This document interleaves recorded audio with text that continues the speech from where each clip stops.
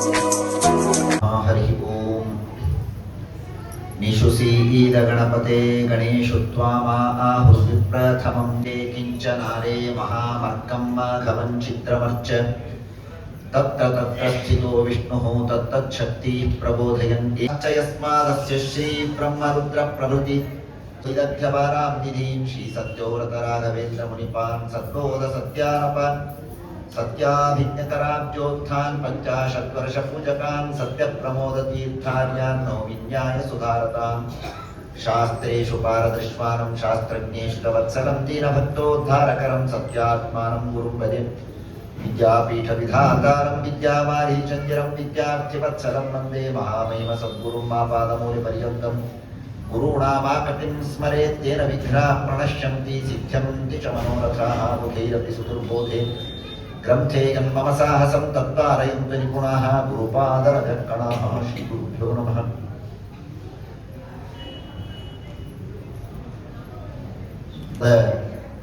ಶ್ರವಣವನ್ನ ಬೆಳಿಗ್ಗೆಯಿಂದ ತಾವೆಲ್ಲರೂ ಅತ್ಯಂತ ಭಕ್ತಿ ಶ್ರದ್ಧೆಯಿಂದ ಮಾಡ್ತಾ ಇದ್ದೀರಿ.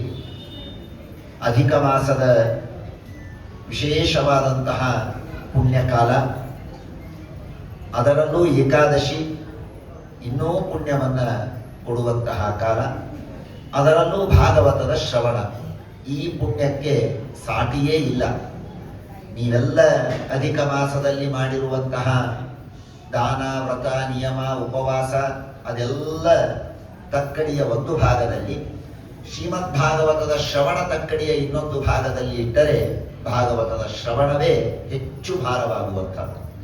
ಅಷ್ಟು ವಿಶಿಷ್ಟವಾದ ತಿಳಿದ ಮೇಲೆ ವೃತ್ರಾಸುರನ ಸಂಹಾರ ಮಾಡಿದಾಗ ಪಕ್ಷಪಾತವನ್ನು ವಹಿಸ್ತಾನೆ.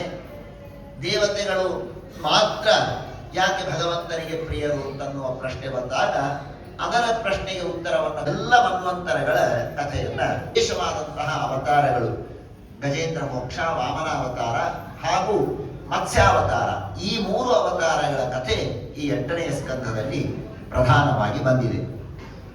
ಸಂಕ್ಷೇಪದಲ್ಲಿ ಎಲ್ಲ ಮನ್ವಂತರಗಳಲ್ಲಿ ಭಗವಂತನ ಯಾವ ಯಾವ ಅವತಾರ ಇದೆ ಅನ್ನುವುದನ್ನ ಒಂದು ಲಿಸ್ಟ್ ಕೊಡ್ತಾರೆ.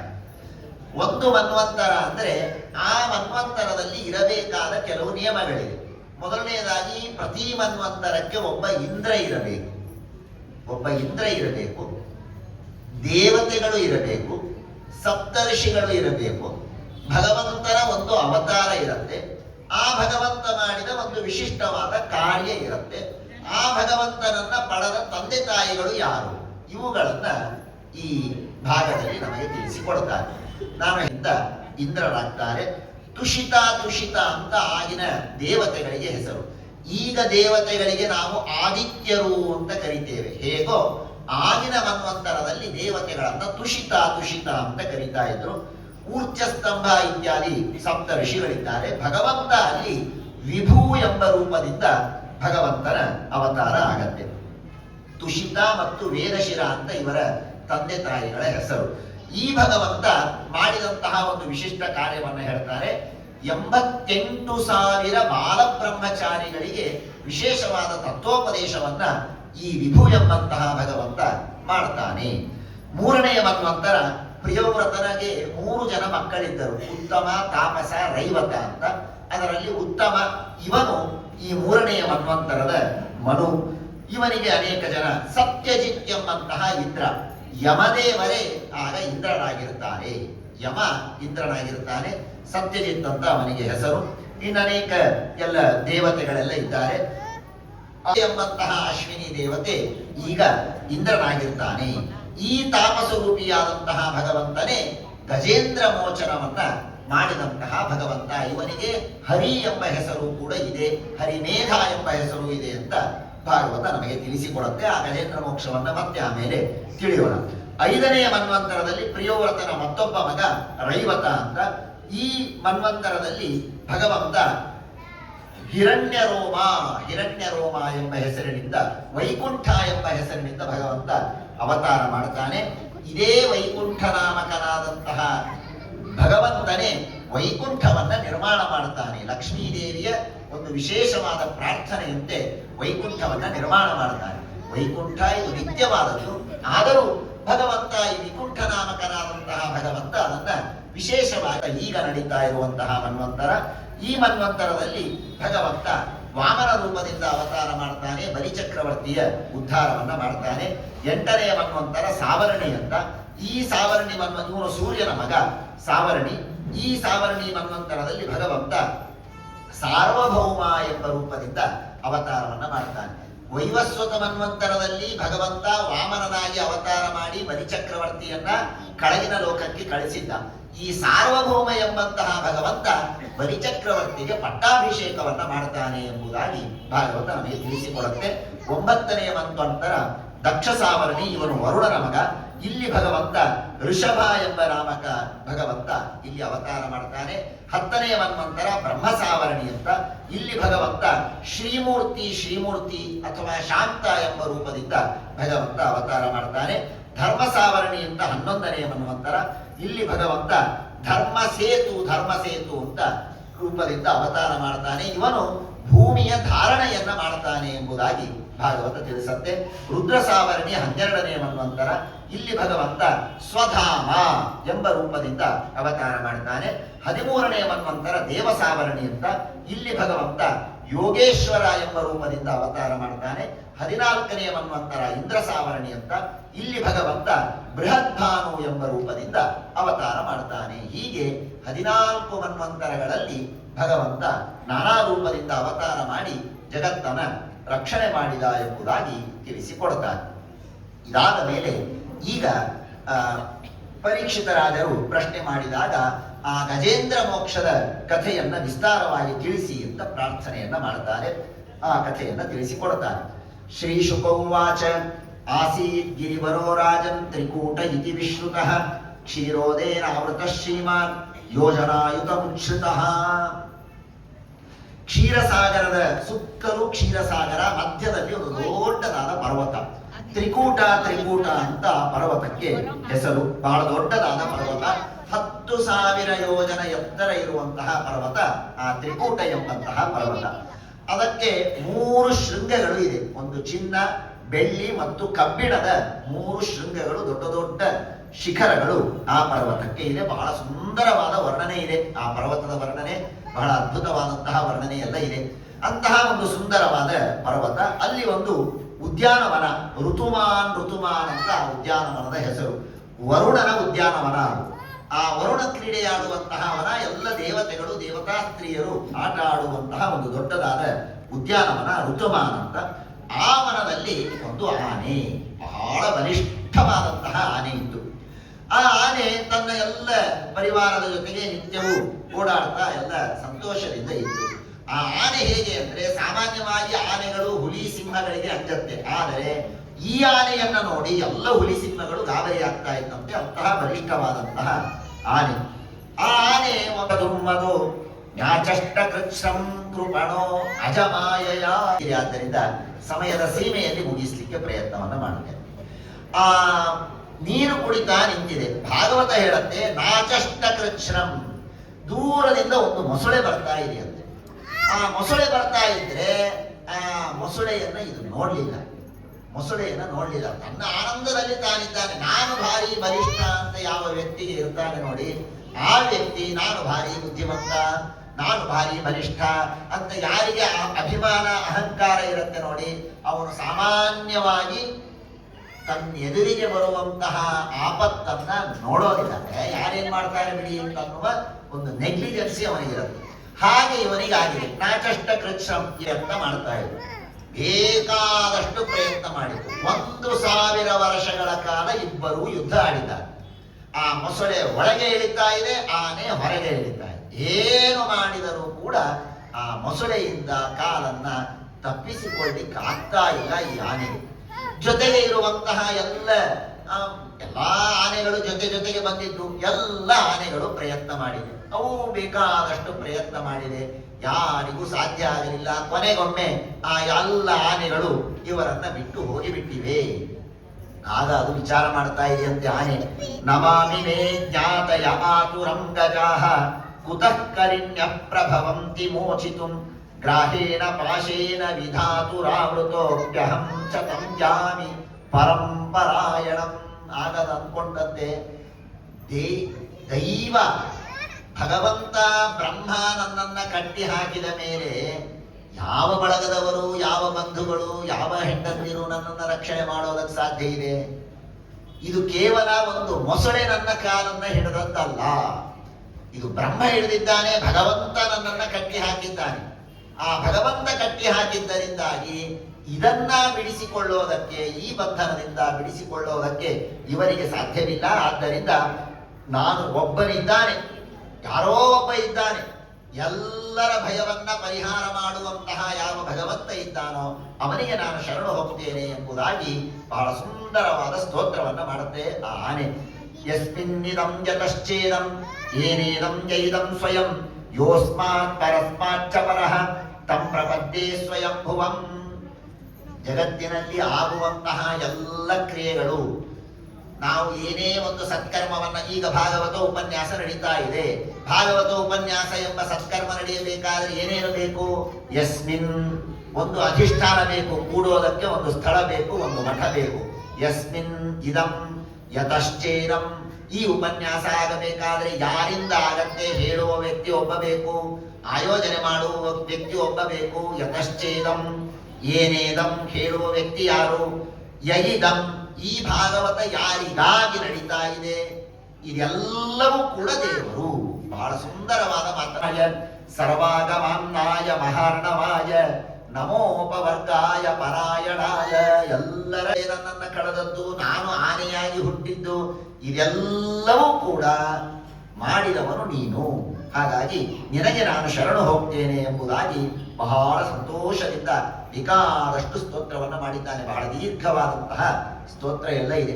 ಅಷ್ಟೆಲ್ಲ ಸ್ತೋತ್ರ ಮಾಡಿದಾಗ ಭಗವಂತ ಮೇಲಿನಿಂದ ಓಡಿ ಬಂದಂತೆ. ಬಹಳ ಸುಂದರವಾಗಿ ಹೇಳುತ್ತೆ ಭಗವಂತ, ಛಂದೋಮಯೇನ ಗರುಡೇನ ಸಮುಹ್ಯಮಾನಃ ಚಕ್ರಾಯುಧೋಭ್ಯಗಮದಾಶು ಯತೋ ಗಜೇಂದ್ರ. ಆ ಭಗವಂತ ಆ ಗರುಡನ ಮೇಲೆ ಕೂತು ಓಡಿ ಬಂದನು. ಗರುಡನ ಮೇಲೆ ಕೂತು ಓಡಿ ಬಂದರೆ ಭಗವಂತ ಗರುಡನ ಮೇಲೆ ಕೂತು ಓಡಿ ಬರ್ತಾ ಇದ್ದಾನೆ, ಗರುಡನ ಮೇಲೆ ಕೂತು ಧಾವಿಸಿ ಬರ್ತಾ ಇದ್ದಾನೆ. ಧಾವಿಸಿ ಬಂದು ಭಗವಂತ ಗರುಡನಿಂದ ಕೆಳಗೆ ಹಾರಿ ಸೋಂತಸ್ಸರಸ್ಯುರುಬಲೇನ ಬಲೇ ಗೃಹೀತಃ ಗ್ರಹೇಣ ಯೂಥಪತಿರಂಬುಜ ಹಸ್ತ ಆರ್ತಃ. ಭಗವಂತ ಕೆಳಗೆ ಇಳಿದಿದ್ದಾನೆ, ಧಾವಿಸಿ ಓಡಿ ಬಂದನಂತೆ ಭಗವಂತ. ಗರುಡನ ವೇಗವೂ ಅವನಿಗೆ ಸಾಕಾಗಲಿರುವಂತೆ ದೇವರಿಗೆ, ನನ್ನ ಭಕ್ತನ ರಕ್ಷಣೆ ಮಾಡುವುದಕ್ಕೆ ಓಡಿ ಬರ್ತಾ ಇರುವಂತಹ ಭಗವಂತನಿಗೆ, ನೀನು ಸರಿ, ನಾನು ಇನ್ನೂ ವೇಗವಾಗಿ ಓಡಿ ಹೋಗ್ತೇನೆ ಅಂತ ಸ್ವಯಂ ಭಗವಂತನೇ ಧಾವಿಸಿ ಬಂದು ಆ ಆನೆಯನ್ನ ಮತ್ತು ಮೊಸಳೆಯನ್ನ ಎರಡನ್ನೂ ತನ್ನ ಕೈಯಿಂದ ಮೇಲೆ ಎತ್ತಿದ್ದಾನೆ. ಕೈಯಿಂದ ಮೇಲೆ ಎತ್ತಿ ಕತ್ತನ್ನ ತನ್ನ ಚಕ್ರದಿಂದ ಕತ್ತರಿಸಿ ಹಾಕ್ತಾ ಇದ್ದಾನೆ. ಮೊಸಳೆಯ ಉದ್ಧಾರವನ್ನ ಭಗವಂತ ಮಾಡಿದ. ಆ ಗಜೇಂದ್ರ ಆನೆಯನ್ನು ತನ್ನ ಕೈಯಿಂದ ಸ್ಪರ್ಶ ಮಾಡಿದ್ದಾನೆ.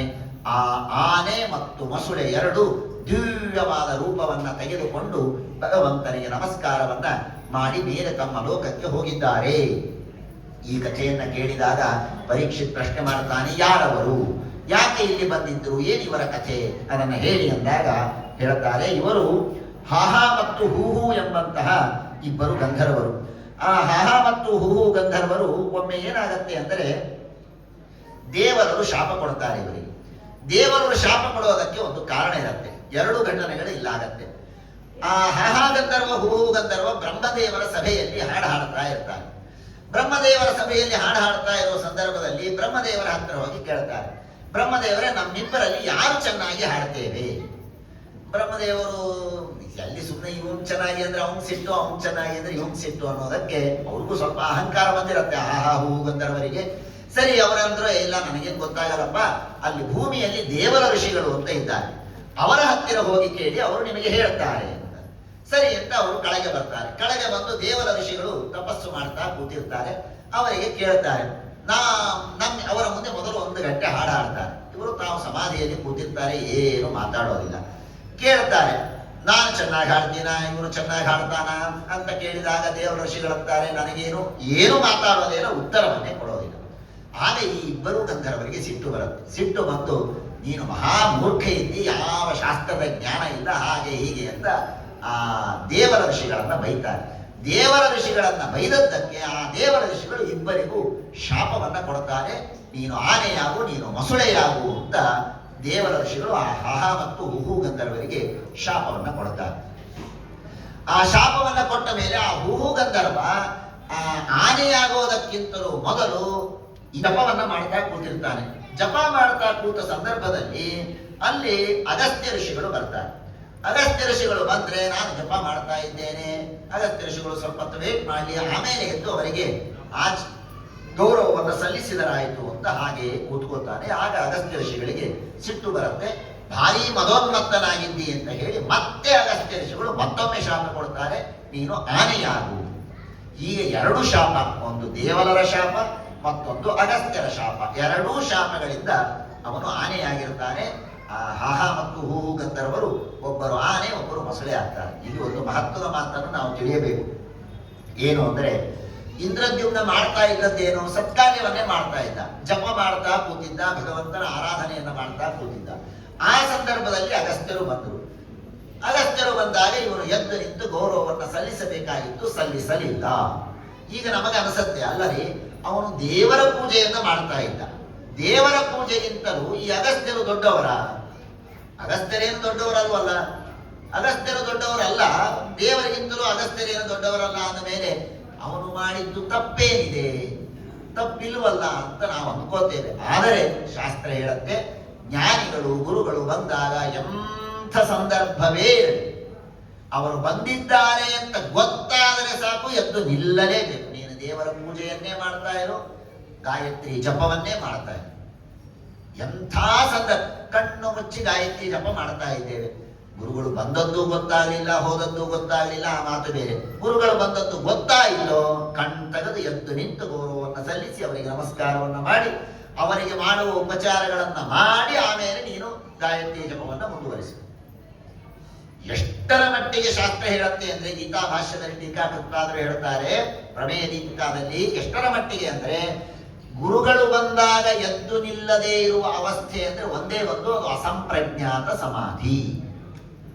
ಅಸಂಪ್ರಜ್ಞಾತ ಸಮಾಧಿಯಲ್ಲಿ ಮನುಷ್ಯನಿಗೆ ಅವನ ದೇಹವನ್ನ ಕಟ್ ಮಾಡಿದರೂ ಎಚ್ಚರಿಕೆ ಇರೋದಿಲ್ಲ, ಪಕ್ಕದಲ್ಲಿ ದೊಡ್ಡ ಬೇರಿ ತಾಡನವನ್ನ ಮಾಡಿದರೂ ಗೊತ್ತಾಗೋದಿಲ್ಲ.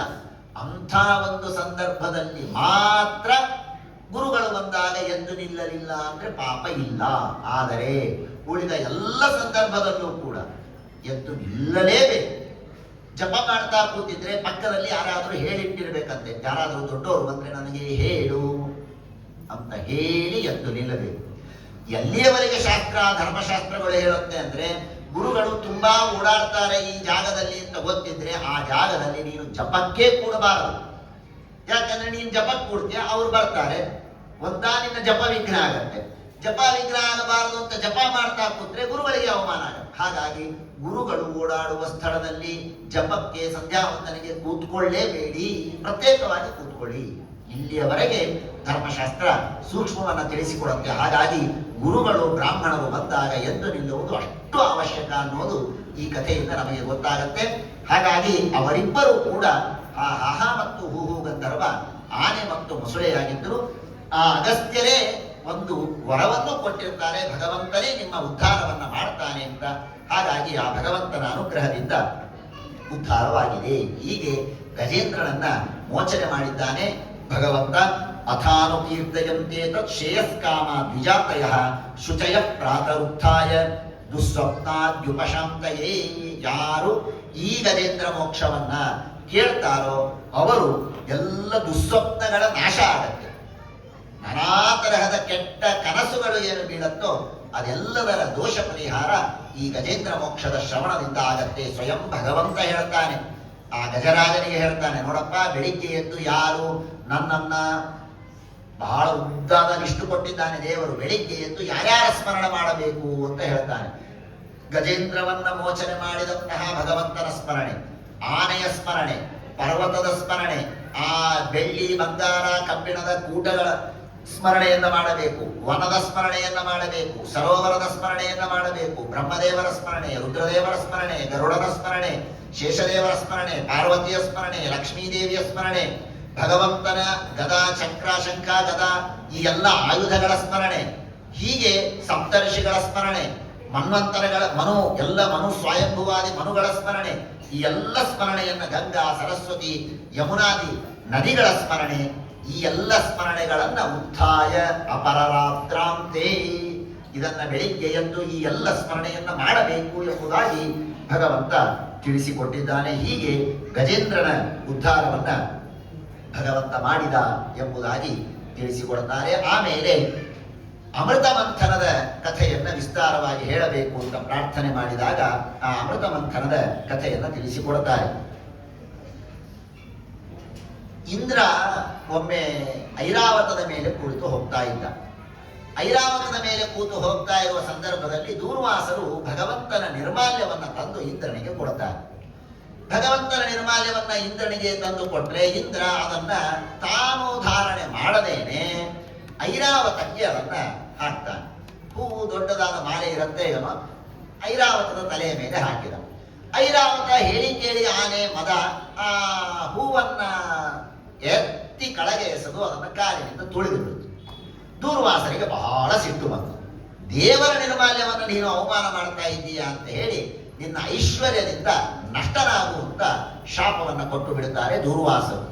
ಸರಿ, ದೂರ್ವಾಸರು ಶಾಪ ಕೊಟ್ಟದ್ದೇ ತಡ ಎಲ್ಲ ಐಶ್ವರ್ಯ ನಾಶ ಆಗಿದೆ. ನಾಶ ಆದ ಮೇಲೆ ಮತ್ತೆ ಎಲ್ಲರೂ ಬ್ರಹ್ಮದೇವರಿಗೆ ಶರಣು ಹೋಗಿದ್ದಾರೆ. ಬ್ರಹ್ಮದೇವರಿಗೆ ಶರಣು ಹೋದ ಮೇಲೆ ಬ್ರಹ್ಮದೇವರಂತಾರೆ, ತಸ್ಮಾತ್ ಪ್ರಜಾಮಶರಣಂ ಜಗದ್ಗುರುಂ ಸ್ವಾನಾಂ ಶನ್ನೋ ಧಾಸ್ಯತಿ ಶಂಸುರಪ್ರಿಯ. ನಮಗೆಲ್ಲ ಇದ್ದದ್ದು ಯಾರಪ್ಪ? ದೇವರೊಬ್ಬನೇ. ಸ್ವಾನಾಂ ಸನೋ ಧಾಸ್ಯತಿ ಶಂಸುರಪ್ರಿಯ. ಎಷ್ಟು ಚೆನ್ನಾಗಿದೆ ಬ್ರಹ್ಮದೇವರ ಮಾತು.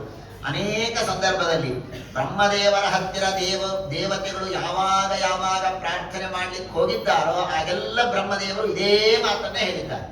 ತ್ರಾತಾಸ್ಮದೀಯ ವಿಮರ್ಶೇನೋ ಕಿಯಾನಿ ಅರ್ಥ 3ನೇ ಸ್ಕಂದದಲ್ಲಿ ಹೇಳ್ತಾರೆ. ಆಮೇಲೆ ಮತ್ತೊಮ್ಮೆ ಆ 7ನೇ ಸ್ಕಂದದಲ್ಲಿ, 6ನೇ ಸ್ಕಂದದಲ್ಲಿ ಮತ್ತೊಮ್ಮೆ ಹೇಳ್ತಾರೆ. ಹೀಗೆ ಯಾವುದೇ ಸಂದರ್ಭದಲ್ಲಿ ಹೋದಾಗೂ ಬ್ರಹ್ಮದೇವರು ಹೇಳೋದು ಕೂಡ ದೇವತೆಗಳಿಗೂ ಅವರವರ ಯೋಗ್ಯತೆ ಆಯಾ ಸಮಯ ಅಷ್ಟು ಮಾತ್ರ ದೇವರು ದರ್ಶನವನ್ನ ಕೊಡ್ತಾನೆ, ಹೆಚ್ಚಿನ ದರ್ಶನವನ್ನ ಕೊಡೋದಿಲ್ಲ. ಹಾಗಾಗಿ ಬ್ರಹ್ಮದೇವರು ಹಾಗೂ ರುದ್ರದೇವರು ಆ ಭಗವಂತನ ದರ್ಶನವನ್ನ ಮಾಡಿಕೊಂಡಿದ್ದಾರೆ. ಭಗವಂತನ ಮತ್ತೆ ಸ್ತೋತ್ರವನ್ನ ಬ್ರಹ್ಮದೇವರು ಮಾಡಿ ಕೊನೆಗಂತಾರೆ, ಯಾಕೆ ಬಂದಿದ್ದಿ ಅಂತ ನಮ್ಮನ್ನ ಕೇಳಬೇಡ. ಬ್ರಹ್ಮದೇವರು ಬಹಳ ಸುಂದರವಾದ ಮಾತನ್ನು ಹೇಳ್ತಾರೆ. ಸತ್ವಂ ವಿಧತ್ ಸ್ವಾಖಿಲ ಲೋಕಪಾಲಾಹ ವಯಂ ಯದರ್ಥಾಸ್ತವ ಪಾದ ಮೂಲಂ ಸಮಾಗತಾಸ್ತೆ ಬಹಿರಂತರಾತ್ಮನ್ ಕಿಂಬಾದ್ಯ ವಿಜ್ಞಾಪ್ಯಮಶೇಷ ಸಾಕ್ಷಿಣಃ. ದೇವರ ಮುಂದೆ ಪ್ರಾರ್ಥನೆಯನ್ನು ಏನ್ ಮಾಡಬೇಕು ಬ್ರಹ್ಮದೇವರು ತಿಳಿಸಿಕೊಡ್ತಾರೆ. ಬ್ರಹ್ಮದೇವರಂತಾರೆ, ಸ್ವಾಮಿ ನಾವೆಲ್ಲ ಬಂದಿದ್ದೇವೆ, ನಾವು ಯಾಕೆ ಬಂದಿದ್ದೇವೆ ನಿನಗೆ ಗೊತ್ತು. ನಾವು ಯಾಕೆ ಬಂದಿದ್ದೇವೆ ನಿನಗೆ ಗೊತ್ತು. ನಮ್ಮ ಅಪೇಕ್ಷೆ ಏನಿದೆ ಅದನ್ನ ನೀನು ಪೂರ್ಣ ಮಾಡು ಅಷ್ಟೇ. ದೇವರು ಬ್ರಹ್ಮದೇವರಂತಾರೆ, ಅಶೇಷ ಸಾಕ್ಷಿಣಃ, ಎಲ್ಲರ ಅಂತರ್ಯಾಮಿಯಾದಂತಹ ನಿನಗೆ ನಾವೇನು ಹೇಳೋದು? ಇಂದ್ರನಿಗೆ ಐಶ್ವರ್ಯ ಹೋಗಿದೆ, ದಯಮಾಡಿ ಉದ್ಧಾರ ಮಾಡು, ಇವೆಲ್ಲ ಪ್ರಾರ್ಥನೆ ಇಲ್ಲವೇ ಇಲ್ಲ. ನಮ್ಮ ಮನಸ್ಸಿನಲ್ಲಿ ಏನಿದೆ, ನಮಗೇನು ಆತಂಕ ಇದೆ, ನಮಗೇನು ಕಷ್ಟ ಇದೆ ನಿನಗೆ ಗೊತ್ತು. ಆದ್ದರಿಂದ ನೀನು ನಮ್ಮ ಮನಸ್ಸಿನ ಅಪೇಕ್ಷೆಯನ್ನ ತಿಳಿದು ನಮಗೇನು ಹಿತವೋ ಅದನ್ನ ಮಾಡು ಎಂಬುದಾಗಿ ಬ್ರಹ್ಮದೇವರು ಪ್ರಾರ್ಥನೆ ಮಾಡ್ತಾರೆ. ನಾವು ದೇವರ ಮುಂದೆ, ಗುರುಗಳ ಮುಂದೆ ಪ್ರಾರ್ಥನೆ ಮಾಡಬೇಕಾದ್ರೆ ಈ ಅನುಸಂಧಾನ ಇಟ್ಟುಕೊಳ್ಬೇಕು. ದೇವರಿಗೆ ನಾವೇನು ಹೇಳುವ ಅಗತ್ಯ ಇಲ್ಲ. ಭಕ್ತಿಯಿಂದ ಪ್ರಾರ್ಥನೆಯನ್ನ ಮಾಡಿದರೆ ಸಾಕು, ನಮಗೇನು ಅಪೇಕ್ಷಿತವೋ ಅದನ್ನು ದೇವರು ಕರುಣಿಸ್ತಾನೆ ಅನ್ನುವ ನಿಟ್ಟಿನಲ್ಲಿ ಭಾಗವತ ನಮಗೆ ಸಂದೇಶವನ್ನು ನೀಡುತ್ತೆ. ಭಗವಂತ ಬಹಳ ಸಂತುಷ್ಟನಾಗಿ ಒಂದು ಮಾತನ್ನ ಹೇಳ್ತಾನೆ. ನೋಡಪ್ಪ, ಸರಿ, ಈಗ ಒಂದು ಭಾಗವತ ಶುಕಾಚಾರ ಅಂತಾರೆ, ದೇವರು ಇದನ್ನ ಯಾಕೆ ಹೇಳಿದ? ದೈತ್ಯರ ಸಂಹಾರವನ್ನ ಮಾಡಬೇಕಾಗಿದ್ದರೆ ದೇವರು ಯಾವುದೋ ಒಂದು ರೂಪವನ್ನು ತೆಗೆದುಕೊಂಡು ಬಂದು ಯುದ್ಧ ಆಡಿ ಎಲ್ಲರನ್ನು ಸೋಲಿಸಬಹುದಾಗಿತ್ತು. ಬೇಕಾದಷ್ಟು ಹಾಗೆ ಮಾಡಿದ್ದಾನೆ. ಈ ಅಮೃತ ಮಂಥನದ ಐಡಿಯಾವನ್ನ ದೇವರು ಯಾಕೆ ಕೊಟ್ಟ? ಅದಕ್ಕೆ ಭಾಗವತ ಹೇಳಂತೆ, ದೇವರಿಗೆ ಬಹಳ ದಿನ ಆಗಿತ್ತಂತೆ ಆಟ ಆಡಬೇಕು ಅಂತ ಅಪೇಕ್ಷೆ ಆಗಿತ್ತಂತ. ಏನಾದ್ರೂ ಒಂದು ಆಟ ಆಡೋಣ. ಆದರೆ ಭಾಗವತ ಹೇಳಂತೆ, ಏಕ ಏವ ಈಶ್ವರಸ್ತಸ್ಮಿನ್ ಸುರಕಾರ್ಯೇ ಸುರೇಶ್ವರಃ ವಿಹತ್ತು ಕಾಮಸ್ಥಾನಾಃ ಸಮುದ್ರೋನ್ಮಥನಾದಿಭಿಃ. ದೇವರಿಗೆ ಸಮುದ್ರ ಮಂಥನ ಎಂಬಂತಹ ಒಂದು ಆಟವನ್ನ ಆಡಬೇಕು ಅಂತ ಅಪೇಕ್ಷೆ ಆಗಿತ್ತು. ಹಾಗಾಗಿ ಆ ಸಮುದ್ರ ಮಂಥನ ಎಂಬ ಆಟವನ್ನ ಆಡುವುದಕ್ಕಾಗಿ ದೇವತೆಗಳಿಗೆ ಹೇಳ್ತಾನೆ, ನೀವು ದೈತ್ಯರ ಜೊತೆಗೆ ಸಂಧಾನವನ್ನ ಮಾಡಿಕೊಳ್ಳಿ. ದೈತ್ಯರು, ಯಾತುಧಾನರು ಅನೇಕ ಜನ ಇದ್ದಾರೆ. ಅವರೆಲ್ಲರ ಜೊತೆಗೆ ಸಂಧಾನವನ್ನ ಮಾಡಿಕೊಂಡು ನೀವು ಸಮುದ್ರ ಮಥನವನ್ನ ಮಾಡಿ. ನಭೇತವ್ಯಂ, ಒಂದು ಮಾತನ್ನು ಹೇಳ್ತೇನೆ, ಸಮುದ್ರ ಮಥನ ಮಾಡಬೇಕಾದರೆ ಕಾಲಕೂಟ ವಿಷ ಬರುತ್ತೆ. ಕಾಲಕೂಟ ವಿಷ ಬಂದ್ರೆ ಗಾಬರಿಯಾಗಬೇಡಿ, ಕೊನೆಯವರೆಗೆ ಪ್ರಯತ್ನವನ್ನ ಮಾಡಿ ಎಂಬುದಾಗಿ ಭಗವಂತ ಹೇಳ್ತಾನೆ. ನಾನು ಬರ್ತೇನೆ, ನಾನು ನಿಮ್ಮ ಜೊತೆಗೆ ಬಂದು ಸಮುದ್ರ ಮಥನವನ್ನ ಮಾಡ್ತೇನೆ ಎಂಬುದಾಗಿ ಭಗವಂತ ಹೇಳಿ ಅಂತರ್ಧಾನನಾಗ್ತಾನೆ. ಸರಿ, ಎಲ್ಲ ದೇವತೆಗಳು ಹೋದರು. ದೇವತೆಗಳು ಹೋಗಿ ಬಲಿಚಕ್ರವರ್ತಿಗೆ ಕೇಳ್ತಾರೆ, ನಾವು ಸಮುದ್ರ ಮಥನವನ್ನ ಮಾಡಬೇಕು, ನಾವು ನೀವು ಸೇರಿ ಮಾಡೋಣ, ನಮಗೇನು ಕೊಡ್ತೀಯಾ? ಏನಿಲ್ಲ, ಅಮೃತ ಬರುತ್ತೆ, ಅಮೃತ ನಿಮಗೂ ಹಂಚ್ತೇವೆ. ಸರಿ ಆಗಲಿ ಅಂತ ಒಪ್ಪಿಕೊಂಡು ಸಮುದ್ರ ಮಥನ ಮಾಡಬೇಕಲ್ಲ, ಯಾರು? ಮಂದರ ಪರ್ವತವನ್ನ ತಗೊಂಡು ಬರುವುದು ಅಂತ ಆಯಿತು. ಆ ಮಂದರ ಪರ್ವತಕ್ಕೆ ರುದ್ರದೇವರ ವರ ಇತ್ತು, ಯಾರೂ ನಿನ್ನನ್ನ ಅಳ್ಳಾಡಿಸುವಂತೆ ಇಲ್ಲ. ಸರಿ, ಮಂದರ ಪರ್ವತವನ್ನು ತರಬೇಕು ಅಂತ ಎಲ್ಲಾ ದೇವತೆಗಳು, ದೈತ್ಯರು ಬೇಕಾದಷ್ಟು ಪ್ರಯತ್ನ ಮಾಡಿದ್ರು, ಎತ್ತುವುದಕ್ಕಾಗೋದೇ ಇಲ್ಲ. ಮತ್ತೆ ದೇವರ ಹತ್ರ ಶರಣು ಹೋಗ್ತಾರೆ, ಸ್ವಾಮಿ ಉದ್ಧಾರ ಮಾಡು. ಸರಿ ಅಂತ ದೇವರು ಬರ್ತಾನೆ. ದೇವರು ಬಂದು ಆ ಮಂದರ ಪರ್ವತವನ್ನ ಎತ್ತುತ್ತಾನೆ. ಮಂದರ ಪರ್ವತವನ್ನು ಯಾವಾಗ ದೇವರು ಎತ್ತಿದ ಆಗೆಲ್ಲ ದೇವತೆಗಳು, ದೈತ್ಯರು ಅಂದ್ರು, ಓ ಎತ್ತು ಬಿಟ್ಟಿದೆಯಲ್ಲ, ಪರವಾಗಿಲ್ಲ, ಇನ್ನು ನಮ್ಮ ತಲೆ ಮೇಲೆ ಕೊಡು, ನಾವು ಹೊತ್ಕೊಂಡು ಹೋಗ್ತೇವೆ ಅಂತ ದೇವತೆಗಳು. ಸಾಮಾನ್ಯವಾಗಿ ನೆಲದ ಮೇಲೆ ಇರುವ ಭಾರವನ್ನ ಎತ್ತಲಿಕ್ಕಾಗೋದಿಲ್ಲ. ಯಾರಾದ್ರೂ ಒಬ್ರು ಎತ್ತಿ ಕೊಟ್ರೆ ಅದನ್ನ ಎತ್ಕೊಂಡು ಮುಂದೆ ಹೋಗ್ತಾನೆ ಮನುಷ್ಯ. ಹಾಗೆ ದೇವತೆಗಳೆಲ್ಲ ಏನ್ ಅನ್ಕೊಂಡ್ರು ಅಂದ್ರೆ, ಎತ್ತೋದು ಕಷ್ಟ, ಎತ್ತಿದ ಮೇಲೆ ಅದನ್ನ ಹೊತ್ತುಕೊಂಡು ಹೋಗ್ಬಹುದು ಅಂತ ದೇವರಿಗೆ ಹೇಳಿದ್ರು. ದೇವರು ಸರಿ ಅಂತ ಅವರ ತಲೆಯ ಮೇಲೆ ಇಟ್ಟ. ತಲೆಯ ಮೇಲೆ ಇಟ್ರೆ ಎಲ್ಲಾ ದೇವತೆಗಳು, ದೈತ್ಯರು ಆ ಪರ್ವತದ ಕೆಳಗೆ ಬಿದ್ದು ಪೂರ್ಣ ಚೂರ್ಣ ಜಜ್ಜಿ ಹೋಗಿ ಬಿಟ್ಟಿದೆ. ಆಗ ಮತ್ತೆ ಭಗವಂತ ಆ ಪರ್ವತವನ್ನ ಎತ್ತಿ ಕೇವಲ ತನ್ನ ದೃಷ್ಟಿಯಿಂದ ಆ ಎಲ್ಲಾ ದೇವತೆಗಳನ್ನು ನೋಡಿದ್ದಾನೆ. ಎಲ್ಲರಿಗೂ ಮತ್ತೆ ಬಲ ಬಂದಿದೆ, ಶಕ್ತಿ ಬಂದಿದೆ. ಈಗ ಮತ್ತೆ ನಮಗೆ ಕೊಡಿ ಅಂತ ದೇವತೆಗಳು ಕೇಳುವ ಸಾಹಸವನ್ನೇ ಮಾಡಲಿಲ್ಲ. ಭಗವಂತನೇ ಅದನ್ನ ಅನಂತ ಅಂತ ಗರುಡನ ಹೆಸರು ಆ ಮನ್ವಂತರದಲ್ಲಿ. ಹಾಗಾಗಿ ಆ ಅನಂತ ಎಂಬ ಗರುಡನ ಮೇಲೆ ಆ ಪರ್ವತವನ್ನ ಇಟ್ಟುಕೊಂಡು ಭಗವಂತ ಸಮುದ್ರ ಮಥನಕ್ಕೆ ಹೋಗ್ತಾನೆ. ಪುರಾಣಾಂತರದಲ್ಲಿ ಹೇಳ್ತಾರೆ, ಗರುಡನ ಮೇಲೆ ಅದನ್ನ ಇಟ್ಟಾಗ ಗರುಡನಿಗೆ ಅಹಂಕಾರ ಬಂತಂತೆ. ಓ, ಇವರು ಯಾರಿಗೂ ಆಗದೆ ಅಂತ ಪರ್ವತವನ್ನು ನಾನು ಎತ್ತಿದ್ದೇನೆ ಅಂತ ಗರುಡನಿಗೆ ಮತ್ತೆ ಅಹಂಕಾರ ಬಂತು. ಆಗ ಮತ್ತೆ ಆ ಪರ್ವತ ಭಾರವಾದಾಗ ಸ್ವಯಂ ಭಗವಂತನೇ ಗರುಡನ ಒಳಗೆ ಪ್ರವೇಶ ಮಾಡಿ ಅವನಿಗೆ ಶಕ್ತಿಯನ್ನು ಕೊಟ್ಟು ತಾನು ಧಾರಣೆ ಮಾಡಿದ ಎಂಬುದಾಗಿ ಪುರಾಣಾಂತರ ತಿಳಿಸಿಕೊಡುತ್ತೆ. ಗರುಡನ ಮೇಲೆ ಕಳೆದುಕೊಂಡು ಬಂದು ಗರುಡ ಆ ಸಮುದ್ರದ ಪರ್ವತ ಬಂದದ್ದಾಯಿತು, ಕಡಗೋಲು ಸಿದ್ಧ ಆಯಿತು. ಹಗ್ಗ ಬೇಕಲ್ಲ, ಹಗ್ಗ ಬೇಕು ಅನ್ನುವುದಕ್ಕಾಗಿ ವಾಸುಕಿಗೆ ಹೋಗಿ ಕೇಳಿದ್ದಾರೆ. ವಾಸುಕಿ ಮತ್ತೆ ಅಂತ, ನನಗೇನು ಕೊಡ್ತೀರ? ಇಲ್ಲಪ್ಪ, ನಿನಗೂ ಅಮೃತವನ್ನ ಕೊಡ್ತೇನೆ, ಬಾ. ವಾಸುಕಿಯನ್ನ ಕರೆದುಕೊಂಡು ಬಂದಿದ್ದಾರೆ. ವಾಸುಕಿಯನ್ನ ಕರೆದುಕೊಂಡು ಬಂದ್ರು, ಮಂದರ ಪರ್ವತಕ್ಕೆ ಜೋರಾಗಿ ಸುತ್ತಿದ್ದಾರೆ. ಸುತ್ತಿದ ಕೂಡಲೇನೆ ದೇವರು ಓಡೋಡಿ ಬಂದು ಆ ವಾಸುಕಿಯ ಹೆಡೆ ಎಲ್ಲಿರುತ್ತೋ ಅಲ್ಲಿ ದೇವರು ತಾನು ಆ ಹಗ್ಗವನ್ನ ಹಾವನ್ನ ಹಿಡಿದುಕೊಂಡು ನಿಂತು ಬಿಟ್ಟ. ದೇವರ ಕಡೆ ನಿಂತಿದ್ದಾನೆ ಅಂತ ಎಲ್ಲ ದೇವತೆಗಳು ಕೂಡ ದೇವರ ಪಕ್ಕ ಬಂದು ನಿಂತಿದ್ದಾರೆ.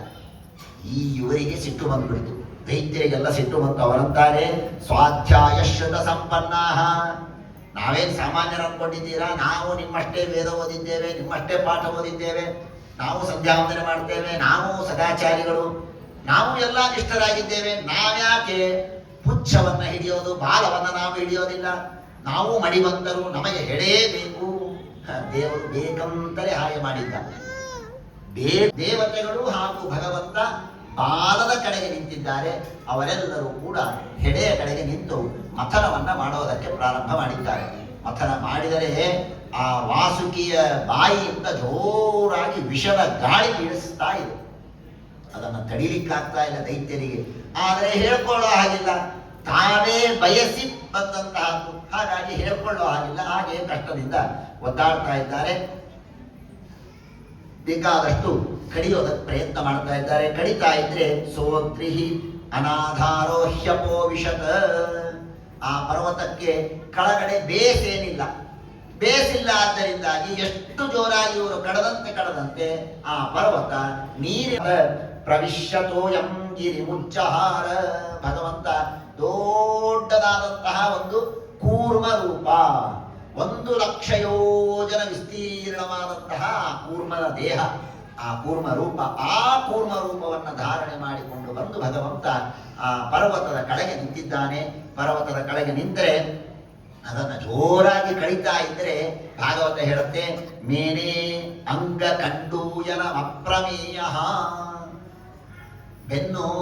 ಬೆನ್ನಿಗೆ ನೆವೆ ಆದ್ರೆ ಹೀಗೆ ನಾವು ತುರಿಸಿಕೊಳ್ತೇವಲ್ಲ, ಹಾಗಾಗ್ತಾ ಇತ್ತಂತೆ. ದೇವರಿಗೆ ಆನಂದ ಆಗ್ತಾ ಇತ್ತು. ಕೆಲವು ಮಕ್ಕಳಿಗೆ ನಿದ್ದೆ ಬರಲಿಲ್ಲ ಅಂದ್ರೆ ಬೆನ್ನ ಮೇಲೆ ಹೀಗೆ ಮಾಡಿದ್ರೆ ಮಲಗಿಕೊಂಡು ಬಿಡುತ್ತಾರೆ. ಹಾಗೆ ಭಗವಂತನಿಗೆ ಆ ದೊಡ್ಡದಾದ ಪರ್ವತ ಅವನ ಬೆನ್ನ ಮೇಲೆ ಹೀಗೆ ಕಡಿತಾ ಇದ್ರೆ ಅಂಗ ಕಂಡೂಯನ, ಏನೋ ಸುಮ್ಮನೆ ತುರಿಕೆ ಆದ ಹಾಗೆ ಆಗ್ತಾ ಇತ್ತಂತೆ. ಅಂತಹ ಅದ್ಭುತವಾದಂತಹ ಪರಾಕ್ರಮ ಭಗವಂತನದು. ಕಡಿತಾ ಇದ್ದಾನೆ. ಆಮೇಲೆ ಕಡಿತಾ ಇರಬೇಕಾದ್ರೆ ಈ ದೈತ್ಯರಿಗೆಲ್ಲ ಸುಸ್ತಾಗಿದ್ದು ಆ ವಾಸುಕಿಯ ಹಾವಿನ ವಿಷ, ಅದರಿಂದ ಭಾರಿ ಸುಸ್ತಾಗಿದ್ರು. ದೈತ್ಯರೆಲ್ಲ ಬೀಳೋದಕ್ಕೆ ಪ್ರಾರಂಭ ಮಾಡಿದರು. ಆಗ ಭಗವಂತ ಎಲ್ಲಾ ದೈತ್ಯರ ಒಳಗೆ ತಾನು ಒಂದು ರೂಪದಿಂದ ಪ್ರವೇಶ ಮಾಡಿ ದೈತ್ಯರಿಗೆ ಶಕ್ತಿಯನ್ನು ಕೊಟ್ಟಿದ್ದಾನೆ. ದೈತ್ಯರಿಗೆ ಭಾರಿ ಶಕ್ತಿ ಬಂದು ಅದನ್ನ ಕಡಿಯೋದಕ್ಕೆ ಪ್ರಾರಂಭ ಮಾಡಿದ್ರೆ ದೇವತೆಗಳು ಅವರು ಸರಿಸಮಾನರಾಗಬೇಕಲ್ಲ, ಅದಕ್ಕೆ ದೇವತೆಗಳಲ್ಲೆಲ್ಲ ತಾನು ಒಂದು ರೂಪದಿಂದ ಪ್ರವೇಶವನ್ನ ಮಾಡಿದ್ದಾನೆ ಭಗವಂತ. ಅವರಿಬ್ಬರಲ್ಲಿ ನಿಂತು ಕಡಿಯೋದಕ್ಕೆ ಪ್ರಾರಂಭ ಮಾಡಿದ್ದಾನೆ. ಆ ದೈತ್ಯರು ದೇವತೆಗಳಿಗೆ ಭಾರಿ ಶಕ್ತಿ ಬಂತು, ಜೋರಾಗಿ ಕಡಿತಾ ಇದ್ದಾರೆ. ಆ ಪಾಪ ವಾಸುಕಿ ಹಾವು ಹರಿದು ಹೋಗ್ತಾ ಇದೆ. ಆ ವಾಸುಕಿ ಹಾವಿನಲ್ಲಿ ಭಗವಂತ ಒಂದು ರೂಪದಿಂದ ಪ್ರವೇಶ ಮಾಡಿದ್ದಾನೆ. ದೇವತೆಗಳು ಗಟ್ಟಿಯಾದರು, ದೈತ್ಯರು ಗಟ್ಟಿಯಾದರು, ವಾಸುಕಿ ಹಾವು ಗಟ್ಟಿಯಾಯಿತು. ಆ ಪರ್ವತ ಛಿದ್ರವಾಗಿ ಹೋಗ್ತಾ ಇದೆ. ಆ ಪರ್ವತದ ಒಳಗೆ ಭಗವಂತ ಒಂದು ರೂಪದಿಂದ ಪ್ರವೇಶ ಮಾಡಿ ಗಟ್ಟಿಯಾಗಿ ನಿಂತಿದ್ದಾನೆ. ಕೆಳಗಡೆ ಸಪೋರ್ಟು ಆಯಿತು, ಪರ್ವತ ಗಟ್ಟಿಯಾಯಿತು, ಹಾವು ಗಟ್ಟಿಯಾಯಿತು, ಕಡಿಯೋರು ಗಟ್ಟಿಯಾದ್ರು. ಜೋರಾಗಿ ಕಡಿತಾ ಇದ್ರೆ ಆ ಪರ್ವತ ಪುಟಿದು ಮೇಲೆ ಹಾರ್ತಾ ಇದೆ. ಮೇಲೆ ಹಾರ್ತಾ ಇದ್ರೆ ದೇವದರು ಆ ಪರ್ವತಕ್ಕಿಂತಲೂ ಒಂದು ದೊಡ್ಡದಾದ ರೂಪವನ್ನು ತೆಗೆದುಕೊಂಡು ತನ್ನ ಕೈಯಿಂದ ಹೀಗೆ ಪರ್ವತವನ್ನು ಒತ್ತಿ ಹಿಡಿದಿದ್ದಾನೆ ಭಗವಂತ. ಇಷ್ಟೆಲ್ಲ ಮಾಡಿ ಕಡಿತಾ ಇದ್ರೆ ಕೊನೆ ಇದೆಲ್ಲ ಮಾಡಿದರು. ಆದರೆ ದೇವರೊಂದಂದುಕೊಂಡ, ಅಂತೂ ಕೊನೆಗೂ ದೇವತೆಗಳು ದೈತ್ಯರೇ ತಮ್ಮ ಶಕ್ತಿಯಿಂದ ಅಮೃತವನ್ನು ತಂದರು ಅಂತ ಜನ ಅಂದುಕೊಳ್ಳಬಾರದು ಅನ್ನೋದಕ್ಕೆ ಅವರಲ್ಲಿರುವಂತಹ ತನ್ನ ರೂಪವನ್ನ ಸ್ವಲ್ಪ ಅದೃಶ್ಯ ಮಾಡಿಕೊಂಡು ಬಿಟ್ಟ. ಆವಾಗ ಅದೃಶ್ಯ ಮಾಡಿಕೊಂಡರು. ಮತ್ತೆ ದೇವತೆಗಳಿಗೆ ದೈತ್ಯರಿಗೆ ಸುಸ್ತಾಯಿತು, ಎಲ್ಲರೂ ಬಿದ್ದಿದ್ದಾರೆ. ಆಗ ದೇವರು ತಾನೊಬ್ಬನೇ ಒಂದೇ ಒಂದು ರೂಪದಿಂದ ನಿಂತು ಹೇಗೆ ಒಬ್ಬ ಹೆಣ್ಣು ಮಗಳು ಬೆಣ್ಣೆಯನ್ನ ಕಡಿಯಬೇಕು ಹಾಗೆ ಭಗವಂತ ಆ ವಾಸುಕಿಯನ್ನ ಹಿಡಿದುಕೊಂಡು ಕಡಿತಾ ಇದ್ದಾನೆ. ಹೀಗೆ ಭಗವಂತ ಉಪರ್ಯಧಶ್ಚಾತ್ಮನಿ ನೇತ್ರ ಗೋತ್ರಯೋ ಪರೇಣ ತೇ ಪ್ರಾವಿಶತಾ ಸಮೇಧಿತಾಃ ಮಮಂಥುರಬ್ಧಿಂ ತರಸಾಮದೋತ್ಕಟಾಃ ಮಹಾದ್ರಿಣಾಕ್ಷೋಭಿತ ನಕ್ರಚಕ್ರಂ. ನೋಡಿ ಭಗವಂತನ ಅನುಗ್ರಹ ಹೇಗೆ ಬೇಕು, ಪ್ರತಿ ಹಂತದಲ್ಲಿ ಭಗವಂತನ ಅನುಗ್ರಹ ಬೇಕು ಅನ್ನುವುದು ಈ ಕಥೆ ನಮಗೆ ತಿಳಿಸಿಕೊಡುತ್ತೆ. ಜೋರಾಗಿ ಕಳೆದಿದ್ದಾನೆ. ಕಳೆದ ಮೇಲೆ ಕೊನೆಗೆ ಬೇಕಾದಷ್ಟು ನಿರ್ಮಮಂಥಾಜಿತ ಸ್ವಯಂ ಅಜಿತ ನಾಮಕನಾದಂತಹ ಭಗವಂತ ತಾನೇ ಅದನ್ನ ಕಡಿತಾ ಇದ್ದಾನೆ. ಕಡಿಯುವ ಸಂದರ್ಭದಲ್ಲಿ ವಿಷಂ ಮಹೋದ್ಭಣಂ, ಭಾರಿ ವಿಷ, ಕಾಲಕೂಟ ವಿಷ. ಅದಕ್ಕೂ ಬ್ರಹ್ಮದೇವರ ವರ ಇದೆ ಆ ಕಾಲಕೂಟ ವಿಷಕ್ಕೆ. ಅಂತಹ ಉಗ್ರವಾದಂತಹ ವಿಷ ಅಲ್ಲಿ ಬಂದಾರೆ. ತಿಕ್ಕಿ ತಿಕ್ಕಿ ತಿಕ್ಕಿ ಅದನ್ನು ಡೈಲ್ಯೂಟ್ ಮಾಡಿ ರುದ್ರದೇವರ ಕೈಯಲ್ಲಿ ಹಾಕ್ತಾರೆ. ಆ ರುದ್ರದೇವರ ವಾಯುದೇವರ ಕೈಯಿಂದ ರುದ್ರದೇವರ ಕೈಗೆ ಟ್ರಾನ್ಸ್ಫರ್ ಆಗುವ ಸಂದರ್ಭದಲ್ಲಿ ಕೆಲವು ಹನಿಗಳು ಭೂಮಿಯ ಮೇಲೆ ಬೀಳುತ್ತೆ. ಆ ವಿಷವೇ ಇವತ್ತೇನು ಜಗತ್ತಿನಲ್ಲಿ ವಿಷ ಪ್ರಾಣಿಗಳು ಅಂತ ಇದೆ, ಹಾವು, ಚೇಳು ಇತ್ಯಾದಿ ಏನೇನು ವಿಷ ಪ್ರಾಣಿಗಳಿದೆಯೋ ಆ ಎಲ್ಲ ವಿಷ ಪ್ರಾಣಿಗಳಿಗೆ ಮೂಲ ಸ್ರೋತಸ್ಸು ಅಂದ್ರೆ ಅವತ್ತು ಬಿದ್ದಂತಹ ವಿಷ ಎಂಬುದಾಗಿ ಹೇಳ್ತಾರೆ. ಆ ವಿಷವನ್ನ ರುದ್ರದೇವರು ಪಾನ ಮಾಡುತ್ತಾರೆ. ಪಾನ ಮಾಡಿದಾಗ ಅವರ ಕಂಠದಲ್ಲಿ ನೀಲವಾದಂತಹ ಒಂದು ಚಿಹ್ನೆ ಮೂಡುತ್ತೆ. ನೀಲಕಂಠ ಅಂತ ಭಾರಿ ತಲೆನೋವು ಬರುತ್ತೆ. ಗಂಗಾದೇವಿಯನ್ನು ಧಾರಣೆ ಮಾಡ್ತಾರೆ, ಚಂದ್ರನನ್ನ ಧಾರಣೆ ಮಾಡ್ತಾರೆ. ವಿಶೇಷವಾಗಿ ಅಚ್ಯುತ ಅನಂತ ಗೋವಿಂದ ಈ ನಾಮಸ್ಮರಣೆಯನ್ನ ಮಾಡ್ತಾರೆ. ಈ ಕಥೆಯನ್ನ ಪದ್ಮಪುರಾಣದಲ್ಲಿ ಸ್ವಯಂ ರುದ್ರದೇವರೇ ಪಾರ್ವತಿಗೆ ಹೇಳ್ತಾರೆ. ನೀವು ವಿಷ ಕುಡಿದ್ರಲ್ಲ, ಅಷ್ಟೆಲ್ಲ ತೊಂದರೆ ಆಯ್ತಲ್ಲ, ಏನ್ ಮಾಡಿದಿರಿ ಅಂತ ಕೇಳಿದಾಗ ಪಾರ್ವತಿಗೆ ರುದ್ರದೇವರು ಹೇಳ್ತಾರೆ, ಅಚ್ಯುತ ನಾಮತ್ರಯ ಜಪ, ಅಚ್ಯುತಾನಂತ ಗೋವಿಂದ ನಾಮೋಚ್ಚಾರಣ ಭೇಷಜ. ಈ ನಾಮತ್ರಯವನ್ನ ನಾನು ಜಪವನ್ನ ಮಾಡಿ ನನ್ನ ವಿಷದ ಬಾಧೆಯನ್ನ ಪರಿಹಾರ ಮಾಡಿಕೊಂಡೆ ಅಂತ ರುದ್ರದೇವರು ಹೇಳ್ತಾರೆ. ಹೀಗೆ ದೇವಲೋಕಕ್ಕೆ ನಂದನವನಕ್ಕೆ ಕೊಟ್ಟು ಕಳಿಸ್ತಾರೆ. ಅಪ್ಸರಾಸ್ತ್ರೀಯರು ಬರ್ತಾರೆ, ಅದನ್ನು ದೇವಲೋಕಕ್ಕೆ ಕಳಿಸಿಕೊಡ್ತಾನೆ. ಆಮೇಲೆ ಸಾಕ್ಷಾತ್ ಲಕ್ಷ್ಮೀ ದೇವಿ ಆ ಸಮುದ್ರದ ಮಧ್ಯದಿಂದ ಹೊರಗೆ ಬರ್ತಾಳೆ. ಬಹಳ ಸುಂದರವಾದಂತಹ ರೂಪ. ಅದನ್ನು ನೋಡಿದ ಕೂಡಲೇನೆ ಎಲ್ಲ ದೇವತೆಗಳು ಬಂದು ಆಸನವನ್ನು ಕೊಡ್ತಾನೆ. ಸ್ವಯಂ ಇಂದ್ರ ಇತರ ದೇವತೆಗಳು ಭಗವಂತನಿಗಿಂತಲೂ ಚಿಕ್ಕವರು. ಭಗವಂತ ಮಾತ್ರ ನಿರ್ದುಷ್ಟ, ಸರ್ವದೋಷ ದೂರ, ಸರ್ವ